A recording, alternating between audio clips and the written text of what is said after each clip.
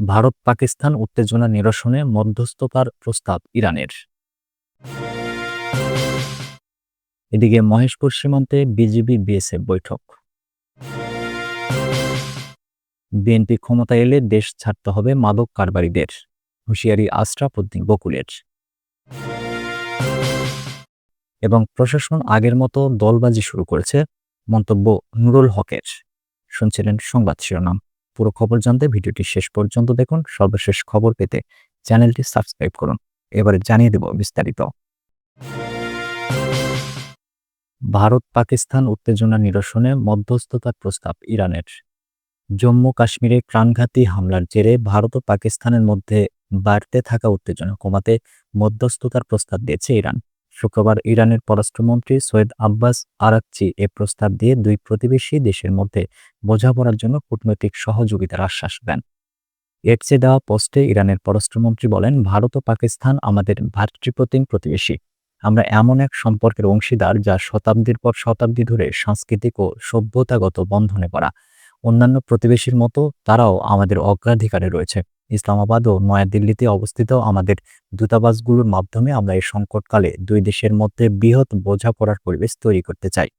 মধ্যস্থতার আহ্বানের পাশাপাশি Syed Abbas Araghchi বিখ্যাত Persian কবি সাদির একটি কবিতার উদ্ধৃতি দেন, যেখানে বলা হয়েছে, মানুষ একটি একক পরিবার। যদি পরিবারের কেউ ব্যতীত হয়, অন্য সদস্যদের অস্বস্তিও রয়ে যাবে।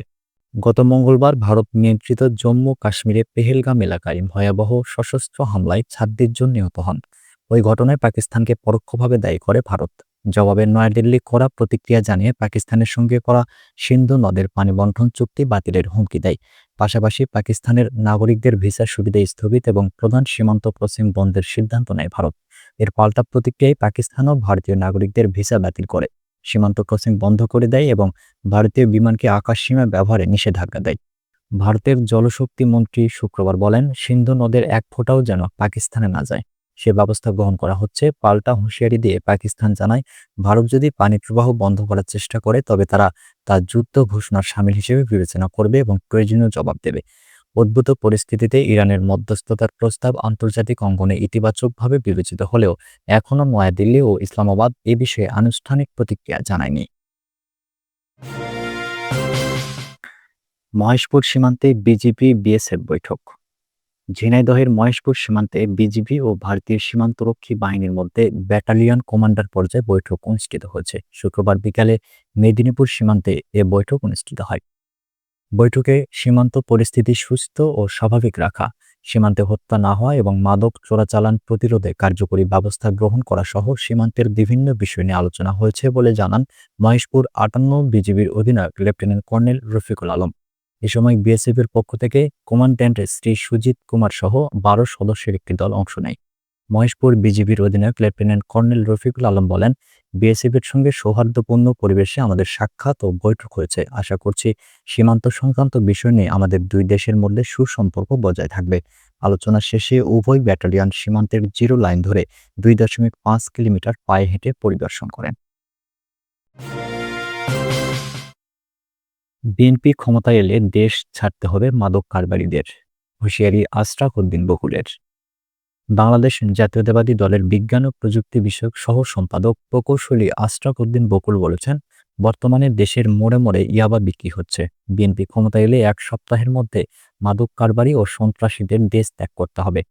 শুক্রবার সন্ধ্যা 7টায় নরসিংদীর রায়পুরা উপজেলার মরজাল বাসস্ট্যান্ড এলাকায় বিএনপি নেতা মেজবাহ উদ্দিন কাজলের শোকসভায় এ মন্তব্য করেন তিনি। আশরাফ উদ্দিন বকুল বলেন, বিএনপি ক্ষমতার পাগল নয়। আমরা ক্ষমতায় যেতে চাই আইনের শাসন প্রতিষ্ঠার জন্য। ধর্ম ব্যবসায়ীরা কথায় কথায় বিএনপির বিরুদ্ধে চাঁদাবাজি সহ নানা অপপ্রচার চালাচ্ছে। দেশে আইনের শাসন নেই। রাজনীতিবিদদের হাতে ক্ষমতা ফিরলে তৃণমূল পর্যায়ে অপরাধ ও বিশৃঙ্খলা নিয়ন্ত্রণ সম্ভব হবে। রায়পুরা উপজেলার একটি ইউনিয়নে সাম্প্রতিক হত্যাকাণ্ড ও অপরাধের উদাহরণই তার প্রমাণ। আইনের শাসন প্রতিষ্ঠার জন্য দ্রুত নির্বাচন দিতে অন্তর্বর্তীকালীন সরকারের প্রধান উপদেষ্টা ডক্টর মোহাম্মদ ইউনূসের প্রতি আহ্বান জানান তিনি। প্রশাসন আগের মতো দলবাজি শুরু করেছে, অভিযোগ নুরুল হকের। প্রশাসন আগের মতো দলবাজি শুরু করেছে বলে অভিযোগ করেছেন গণ অধিকার পরিষদের সভাপতি নুরুল হক।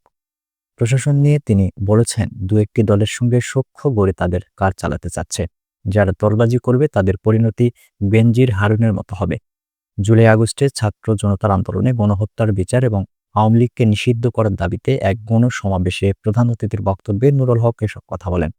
শুক্রবার রাজধানীর মোহাম্মদপুরের বছিলা বাসস্ট্যান্ডের পাশে এই সমাবেশের আয়োজন করে গণ অধিকার পরিষদের ঢাকা মহানগর উত্তর শাখা। গণঅভ্যুত্থানের ৮ মাসেও গণহত্যার বিচার ও গণহত্যাকারীদের গ্রেপ্তারে দৃশ্যমান অগ্রগতি দেখা যাচ্ছে না বলে উল্লেখ করেন নুরুল হক। গণঅভ্যুত্থান পরবর্তী সময়ে রাজনৈতিক দলগুলো নিজেদের সুযোগ সুবিধা নিশ্চিত ও আধিপত্য কায়েমে ব্যস্ত হয়ে গেছে বলে অভিযোগ করেন নুরুল হক। তিনি বলেন, এসব কারণে আওয়ামী ফ্যাসিবাদীরা রাজপথে নেমে হুঙ্কার দিচ্ছে। জুলাই বিপ্লবের পর দলগুলো নিজেদের সমীকরণ মেলাতে ব্যস্ত হয়ে পড়েছে। সে কারণেই অভ্যুত্থানের ৮ মাস পার হলেও তাদের বিচার করা সম্ভব হয়নি। ফ্যাসিবাদ নির্মূলে শুক্রবার থেকে গণ অধিকার পরিষদের প্রতিরোধ শুরু হয়েছে উল্লেখ করে নুরুল হক বলেন, গণ অভ্যুত্থানের অংশীদার রাজনৈতিক দলগুলোকে আওয়ামী লীগ প্রশ্নে অবস্থান পরিষ্কার করতে হবে। তিনি বলেন, গণ অভ্যুত্থানে আহতদের সুচিকিৎসা ও ক্ষতিপূরণ নিয়েও রাজনীতি চলছে, যা মোটেও কাম্য নয়। সড়ক পরিবহন, কলকারখানা, ব্যবসা প্রতিষ্ঠান সহ বিভিন্ন এলাকায় এখনও চাঁদাবাজি, দখলবাজি চলছে বলে অভিযোগ করেন নুরুল হক। তিনি বলেন, কিশোর গ্যাং, মাদক ব্যবসায়ী সহ অপরাধীদের রাজনৈতিক নেতারা আশ্রয় প্রশ্রয় দিচ্ছেন। জনগণ এগুলো পছন্দ করছে না।